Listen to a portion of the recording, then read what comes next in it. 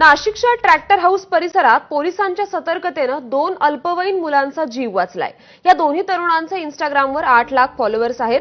हल्लेखोर फरीद मंसुरीसह दोघांनी या मुलांकडे इंस्टाग्राम आयडीची मागणी केली, मात्र आयडी द्यायला त्यांनी नकार दिल्याच्या रागातून या दोघांच्या हत्येचा प्रयत्न करण्यात आला।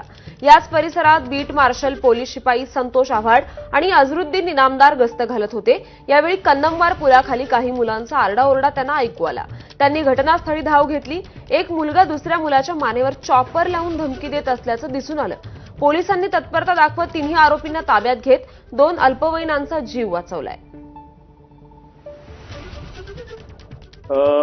भद्रकाली पोलीस स्टेशन गुन्हा क्रमांक 196/2025 कलम 109, 118, 1, 352, 351, 2, 3, 35 व मपोका 135 प्रमाणे गुन्हा दाखल केला असून सदर गुन्ह्यात 2 विधी संघर्षग्रस्त बालक ताब्यात घेतले आहे।